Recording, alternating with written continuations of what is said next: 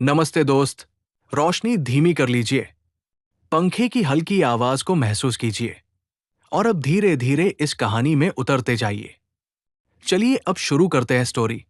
जबलपुर में एक ऐसा कस्बा जहां सुबह जल्दी नहीं भागती, दोपहरें नीम की छाव में टिक जाती और शामें पीले बल्बों की रोशनी में पुरानी यादें जगाती।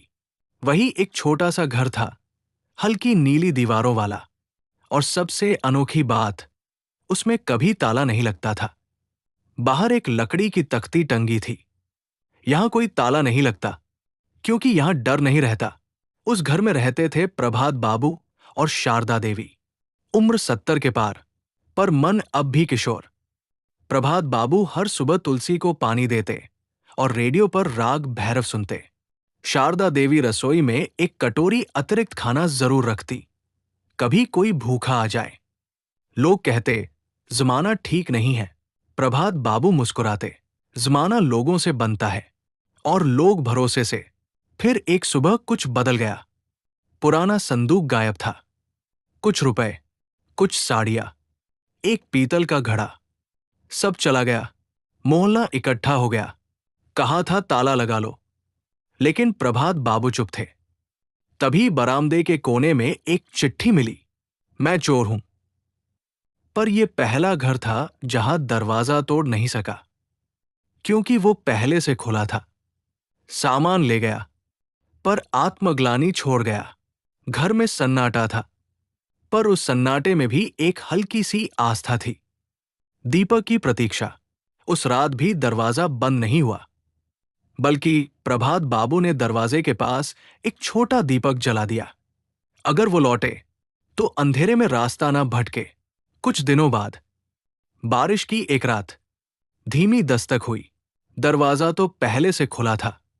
भीगा हुआ एक युवक खड़ा था, आंखों में डर और पछतावा। अंदर आओ बेटा, ठंड लग जाएगी। वो युवक था अर्जुन, जिसने चोरी की थी। पर उस रात उसने सिर्फ रोटियां नहीं खाई, उसने माफी पी और मानवता ओढ़ ली। अर्जुन से प्रकाश। अर्जुन वही रहने लगा। पुराना कोठार साफ किया, उसे बच्चों की लाइब्रेरी बना दिया। दरवाजे के ऊपर लिखा, ये कमरा भी खुला है, क्योंकि यहां डर नहीं रहता। धीरे धीरे वो अर्जुन नहीं रहा। लोग उसे प्रकाश कहने लगे, क्योंकि जहां वह जाता वहां उजाला होता। भरोसे की रसोई। कुछ समय बाद गांव में एक खुली रसोई शुरू हुई। दीवार पर लिखा था, जो चाहिए ले जाओ, जो बन पड़े छोड़ जाओ। कोई दरवाजा नहीं। पहले दिन थोड़े चावल गए, दूसरे दिन टमाटर आ गए, तीसरे दिन किसी ने गुड़ रख दिया। भरोसा फैलने लगा जैसे खुशबू। आखिरी ताला। प्रभात बाबू एक रात शांति से चले गए, पर जाने से पहले एक चिट्ठी छोड़ गए। बिना दरवाजों वाला घर ईंट पत्थर नहीं।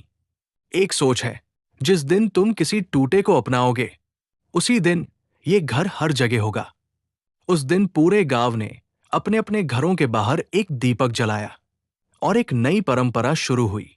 हर नवविवाहित जोड़ा अपने घर का ताला खोलकर एक पेड़ लगाता। उसे कहा गया, आखिरी ताले का पेड़। कहानी जो खत्म नहीं होती। वर्ष बीत गए, बच्चे बड़े हुए, लाइब्रेरी में नई किताबें आती रहीं, भरोसे की रसोई चलती रही। लोग कहते, वो गांव जहां ताले नहीं लगते। पर असल में वो गांव नहीं, एक विचार था।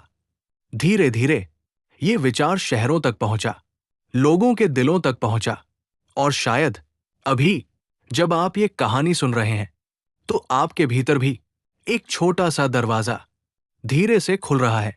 अब गहरी सांस लीजिए, पंखे की हल्की आवाज सुनिए और सोचिए, क्या आपके घर में कोई ताला है जो हटाया जा सकता है? क्योंकि बिना दरवाजों वाला घर कहीं बाहर नहीं, वो यही है, आपके भीतर।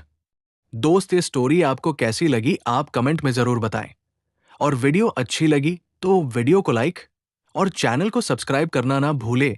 हम आपके लिए इसी तरह की स्टोरी लेके आते हैं।